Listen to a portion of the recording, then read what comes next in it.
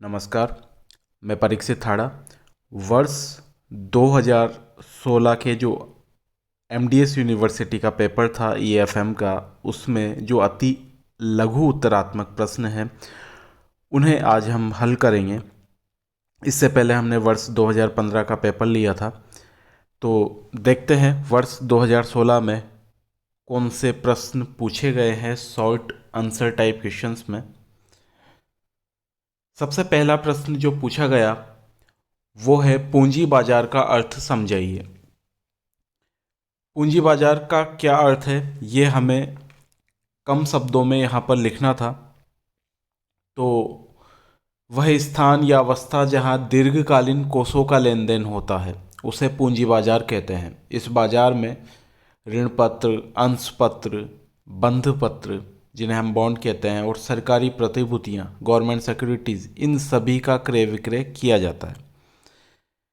ये तो हुई इनकी कम शब्दों में परिभाषा कि पूंजी बाजार होता क्या है। विस्तृत रूप में अगर हम समझे तो पूंजी बाजार की संरचना में दो प्रकार से हम इसे देख सकते हैं। एक तो संगठित बाजार होता है और एक होता है असंगठित बाजार। अगर हम संगठित बाजार की बात करें तो अंश पूंजी बाजार और ऋण पूंजी बाजार ये दोनों संगठित पूंजी बाजार के हिस्से हैं। जबकि हम असंगठित बाजार की बात करें तो देसी बैंकर जो होते हैं और जो साहूकार होते हैं वो असंगठित बाजार में आते हैं। संगठित बाजार में जो अंश पूंजी बाजार है उसे भी हम चाहे तो दो भागों में बांट सकते हैं। समता अंश पूंजी, इक्विटी शेयर होल्डर्स, और पूर्वाधिकार अंश, प्रेफरेंस शेयर कैपिटल। इसी प्रकार ऋण पूंजी को भी दो भागों में बांटा जा सकता है, सरकारी बंध पत्र और कंपनी एवं निगमों के ऋण पत्र। ये सभी जो है वो पूंजी बाजार का ही हिस्सा होता है।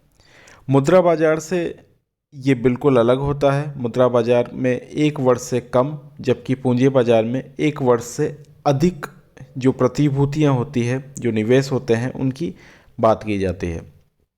तो हम कह सकते हैं पूंजी बाजार ऐसी व्यवस्था होती है जिसके माध्यम से जनता प्रत्यक्षतः या किसी मध्यस्थ के माध्यम से दीर्घकालीन प्रतिभूतियों का क्रय विक्रय कर सकती है। संगठित पूंजी बाजार की हम परिभाषा देना चाहें तो वो होगी कि संगठित पूंजी बाजार के अंतर्गत शेयर बाजार महत्वपूर्ण बाजार होता है, जहां पर स्कंध विनिमय के माध्यम से अंशों का क्रय विक्रय होता है। इसी प्रकार ऋण पत्रों का क्रय विक्रय ऋण पूंजी बाजार के अंतर्गत होता है। वहीं असंगठित पूंजी बाजार की हम बात करें तो पूंजी बाजार का वह भाग होता है जो भारतीय रिजर्व बैंक के से नियमित व नियंत्रित नहीं होता है, किंतु दीर्घकालीन साख प्रदान करने में महत्वपूर्ण भूमिका निर्वहन करता है। वो असंगठित पूंजी बाजार कहलाता है। पूंजी बाजार की जब भी बात होती है, यहाँ पर जो शीर्षस्थ संस्था होती है जो पूंजी बाजार पे वॉच रखती है, उसकी निगरानी करती है, वो होती है SEBI, security exchange board of India. जबकि शेयर मार्केट जिसमें BSE, Bombay stock exchange, NSE, national stock exchange, ये सभी की जब हम बात करते हैं तो हम कहीं ना कहीं पूंजी बाजार की बात कर रहे होते हैं। अब आते हैं हम हमारे दूसरे प्रश्न पर, और दूसरा हमारा जो प्रश्न है वो है प्रतिष्ठ मुद्रा क्या है। चलिए हम देखते हैं प्रतिष्ठ मुद्रा क्या होती है। जब किसी देश में असाधारण परिस्थितियां हो, जैसे युद्ध हो, अकाल हो, आग संकट हो, तो उस देश की सरकार को अधिक मुद्रा जारी करनी पड़ती है और वहाँ की सरकार एक घाटे का बजट बनाती है, और घाटे के बजट बनाने के बाद उसको पूरा करने के लिए सरकार अतिरिक्त मुद्रा का प्रकाशन भी करती है। इस प्रकार सरकार के आदेश के अनुसार चलने के कारण इसे प्रतिष्ठ मुद्रा कहते हैं। अगर विस्तृत रूप में हम बात करें तो ये मुद्रा अपरिवर्तनशील मुद्रा होती है। इसको परिवर्तित नहीं किया जा सकता। इस प्रकार की मुद्रा के पीछे कोई ना कोई कोष, जैसे हम दूसरी मुद्राओं के पीछे रखते हैं, इस प्रकार की मुद्रा के पीछे भी कोई कोष नहीं रखे जाते हैं और न इससे परिवर्तनशीलता का गुण पाया जाता है। वास्तव में जब देश में असाधारण परिस्थितियां उत्पन्न हो जाती है, जैसे युद्ध हो गया, अकाल की स्थिति हो गई, आर्थिक संकट किसी प्रकार का आ गया, जैसे मंदी आ गई, और सरकार को अधिक खर्चा करना पड़ जाता है, जो उसकी इनकम होती है उससे ज़्यादा खर्चा करना पड़ता है सरकार को, तो सरकार इस प्रकार की मुद्रा का प्रकाशन करती है ताकि वह जो उसका बजट होता है, जिसे हम घाटे का बजट कहते हैं उस समय, उसको पूरा कर सके। क्योंकि यह मुद्रा सरकार के आदेश के अनुसार चलती है, इसलिए इसे आदेश मुद्रा या प्रदिष्ट मुद्रा कहा जाता है। ध्यान रखिए, आदेश मुद्रा क्यों कहा जाता है, क्योंकि ये मुद्रा सरकार के आदेश के अनुसार चलती है। तो आदेश या प्रदिष्ट एक ही बात है। इसमें अगर हम गुण और दोषों की बात करें, प्रदिष्ट मुद्रा के क्या गुण होते हैं, क्या दोष होते हैं, वैसे इतना डिटेल में आपको नहीं लिखना है, जब हम अति लघु उत्तरात्मक प्रश्न की बात करेंगे, फिर भी आपको मालूम होना चाहिए इसके गुण क्या होते हैं, इसके दोष क्या होते हैं। तो इसके जो लाभ हैं वो है कि संकट काल की अवस्था में ये बहुत महत्वपूर्ण होती है। और दूसरा, आप इसका लाभ बता सकते हो कि ये अधिक लोचशील होती है, फ्लेक्सिबल होती है, क्योंकि इसके पीछे में आपको कोई धरोहर रखने की आवश्यकता नहीं है, कोई जो धात्विक कोष है वो रखने की आवश्यकता नहीं होती है। इसके कुछ दोष भी हैं, और वो दोष है कि जनता का इस पर विश्वास नहीं होता है। इसके पीछे कोई धात्विक रिजर्व क्योंकि नहीं रखा जाता है, इसलिए इस पर जनता का विश्वास नहीं होता है, और ये असीमित मात्रा में प्रकाशित की जा सकती है, क्योंकि सरकार के ऊपर निर्भर करता है कि वो किस मात्रा में इस प्रदिष्ट मुद्रा को या आदेश मुद्रा को जारी करे। तो ये असीमित मात्रा में भी जारी की जा सकती है, जिससे मुद्रा प्रसार यानी इन्फ्लेशन की कंडीशन का सामना करना पड़ सकता है, जो कि एक अर्थव्यवस्था के लिए बहुत ही गंभीर स्थिति है। कई देशों में हम देख चुके हैं कि वहाँ की सरकारों ने इस प्रादिष्ट मुद्रा या आदेश मुद्रा का बहुत गलत उपयोग किया, और इस कारण से उन देशों की अर्थव्यवस्था बहुत ही भयानक स्थिति में अब पहुंच चुकी है। और सरकार अगर गलत डायरेक्शन में है तो वो इसका दुरुपयोग भी कर सकती है।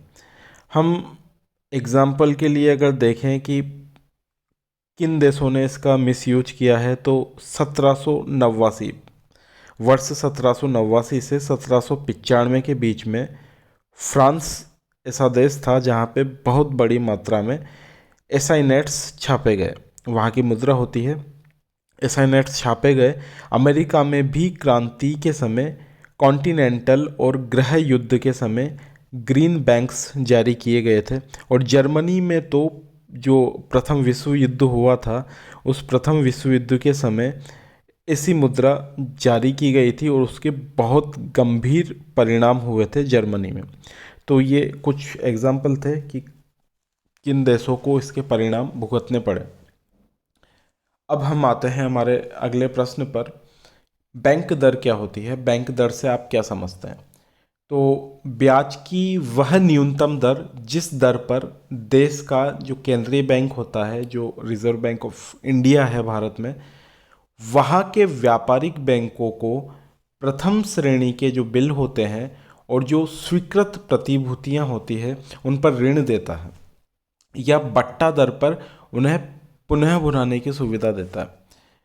आमतौर पर जो ये दर होती है, बैंक दर होती है, इस दर के आधार पर ही जो व्यापारिक बैंक होते हैं वो अपनी जो लोन देते हैं, जैसे होम लोन हुआ, व्हीकल लोन हुआ, किसी भी प्रकार का एजुकेशन लोन हुआ, किसी भी तरीके का लोन दिया जा रहा है, तो वहाँ पर जो दरें निश्चित की जाएगी वो इस बैंक दर के आधार पर ही निश्चित किया जाएगा। क्योंकि बैंकों को अगर रिजर्व बैंक ऑफ इंडिया से सस्ते में राशि मिल रही है, लोन मिल रहा है, तो फिर वो आगे जिनको अपने कस्टमर्स को लोन देंगे वो लोन भी सस्ता होगा। और अगर इन व्यापारिक बैंकों को ये लोन बैंक दर महंगी पड़ रही है तो फिर आगे ये लोन को महंगा कर सकते हैं, जिससे लिक्विडिटी जो होती है इकोनॉमी में, उस लिक्विडिटी पर बहुत प्रभाव पड़ता है। अगला प्रश्न है, एफडीआई को समझाइए। फॉरेन डायरेक्ट इन्वेस्टमेंट बोलते हैं। यहाँ पर आपको समझना जरूरी है कि दो चीज़ें होती है। एक तो होता है एफआईआई, फॉरेन इंस्टीट्यूशनल इन्वेस्टमेंट, विदेशी संस्थागत निवेश, और एक होता है एफडीआई, जिसकी अभी हम बात कर रहे हैं, फॉरेन डायरेक्ट इन्वेस्टमेंट, जिसे हिंदी में बोलते हैं विदेशी प्रत्यक्ष निवेश। एफआईआई के लिए हम कई बार एफपीआई शब्द का, फॉरेन पोर्टफोलियो इन्वेस्टमेंट का प्रयोग भी करते हैं। तो एक देश के विनियोक्ताओं द्वारा किसी दूसरे देश में लाभ कमाने के उद्देश्य से पूंजी विनियोग को उत्पादन या विनिर्माण कार्यों में लगाने से है।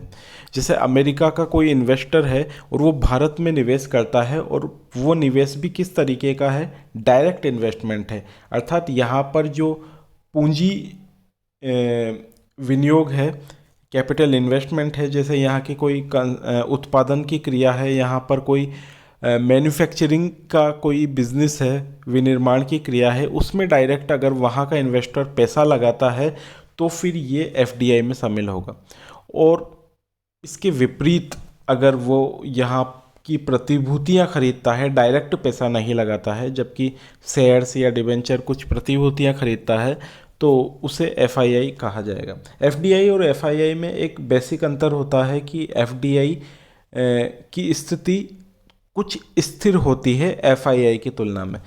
एफआईआई के थ्रू जिन्होंने इन्वेस्टमेंट किया होता है वो कभी भी अपना इन्वेस्टमेंट वापस दूसरे देश से ले जा सकते हैं, जबकि एफडीआई में इतना शीघ्रता से वो अपना इन्वेस्टमेंट वापस नहीं ले जा सकते। तो एफडीआई किसी भी देश के लिए अच्छा माना जाता है।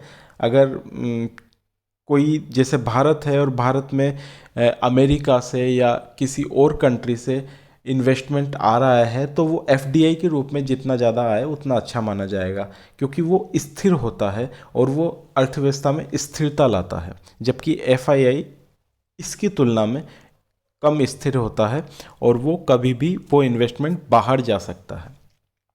ये हम एफडीआई और एफआईआई की बात कर रहे थे। एफडीआई के बारे में हालांकि आपको यहाँ पे शॉर्ट एंड स्वीट इतना ही लिखना है कि एक देश के विनियोक्ताओं द्वारा किसी दूसरे देश में लाभ कमाने के उद्देश्य से पूंजी विनियोग को उत्पादन या विनिर्माण कार्यों में लगाने से है। अब हम आते हैं M1 व M2 को परिभाषित कीजिए। इस प्रश्न पर देखिए, हमने M1, M2, M3 और जो मुद्रा की अवधारणा है उनके बारे में पढ़ा था। इसके बारे में एक बार फिर चर्चा करते हैं। M1 क्या होता है? मुद्रा पूर्ति की एक संकीर्ण अवधारणा इसे हम कह सकते हैं। इस कारण इसे संकीर्ण मुद्रा भी हम कहते हैं। इस अवधारणा में मुद्रा पूर्ति में हम जिन चीज़ों को शामिल करते हैं वो इस तरीके से, जनता के पास जो करेंसी है और बैंक के पास जो मांग जमाएं हैं, डिमांड डिपॉजिट है बैंक के पास, और भारतीय रिजर्व बैंक के पास जो अन्य प्रकार की जमाएं हैं, जिसमें रिजर्व बैंक के पास विदेशी सरकारों, विश्व के अन्य केंद्रीय बैंकों तथा अंतर्राष्ट्रीय मुद्रा कोष एवं बैंक की मांग जमाएं भी शामिल हैं। इन सभी को अगर हम जोड़ें तो M1 प्राप्त होता है और इसे हम संकीर्ण मुद्रा भी कहते हैं। जबकि M2 क्या है? यह M1 की अपेक्षा विस्तृत अवधारणा है, वाइड कॉन्सेप्ट है, बड़ा कॉन्सेप्ट है। M2 ज्ञात करने के लिए M1 में बस हमें क्या करना होता है, जो पोस्ट ऑफिस बचत बैंक में जमाएं हैं उनको जोड़ना होता है। तो M2 का फॉर्मूला हुआ M2 is equal to M1 plus post office बचत बैंक की जमाएं। तो एक बार वापस से देख लेते हैं। M1 में हमने शामिल किया था जनता के पास करेंसी को, प्लस बैंक के पास मांग जमाओं को, डिमांड डिपॉजिट को, और तीसरा भारतीय रिजर्व बैंक के पास जो अन्य जमाएं हैं, जिसमें रिजर्व बैंक के पास विदेशी सरकारों, विश्व के अन्य केंद्रीय बैंकों तथा अंतर्राष्ट्रीय मुद्रा कोष एवं बैंक की मांग जमाएं शामिल हैं। इनका टोटल M1 कहलाया। और इस M1 में हम पोस्ट ऑफिस बचत बैंक के जमाओं को जोड़ रहे हैं तो वो M2 कहलाया। अगला जो प्रश्न है वो है सेबी के कोई 2 कार्य लिखिए। जब हमने पूंजी बाजार की बात की थी तो पूंजी बाजार की जो शीर्ष संस्थाएं हैं वो शीर्ष संस्था सेबी है। तो सेबी के 2 कार्य आपको लिखने हैं। पहला जो कार्य है वो है देश के सभी स्टॉक एक्सचेंजों एवं शेयर बाजारों के समस्त कार्यों को विनियमित करना, और दूसरा है शेयर दलालों, उप दलालों, हस्तांतरण अभिकर्ताओं, निगम के बैंकरों, merchant bankers, underwriters, portfolio manager, निवेश सलाहकार तथा प्रतिभूति बाजार के अन्य समस्त मध्यस्थों का पंजीकरण करना और उनके कार्यकलापों को विनियमित करना। ये सेबी के कार्य होते हैं। तो सेबी का पहला कार्य था देश के सभी स्टॉक एक्सचेंज जैसे एनएसई हुआ, बीएसई हुआ और शेयर बाजार है, उनके सभी कार्यों को विनियमित करना। तो सेबी का एक बहुत बड़ा काम है। और दूसरा है जो शेयर के दलाल होते हैं, अंडरराइटर्स होते हैं, उपदलाल होते हैं, अभिकोपक होते हैं, उनके हस्तांतरण अभिकर्ताओं, निगम के बैंकरों, merchant bankers, underwriters, portfolio manager जो निवेश सलाहकार हैं और प्रतिभूति बाजार के अन्य समस्त मध्यस्थ हैं, उनका पंजीकरण सेबी ही करता है और उनके कार्यकलापों को ये विनियमित भी करता है। अब हम आते हैं रेपो दर और रिवर्स रेपो दर में अंतर पर। तो बहुत ही महत्वपूर्ण दरें होती है रेपो दर और रिवर्स रेपो दर, इनमें क्या कुछ अंतर होता है वो हम समझते हैं। तो देखिए, सबसे पहले हम बात करते हैं रेपो दर की। रेपो दर होती है वो दर जिस पर रिजर्व बैंक अपने द्वारा पूर्व निर्धारित प्रतिभूतियों की अतिरिक्त जमानत पर बैंकों, केंद्र सरकारों, राज्य सरकारों के पास अतिरिक्त तरल कोषों की जमाओं पर देता है। दूसरे शब्दों में रिजर्व बैंक ऑफ इंडिया जब दूसरे बैंकों को जिस दर पर ऋण देता है उसे रेपो दर भी कहते हैं।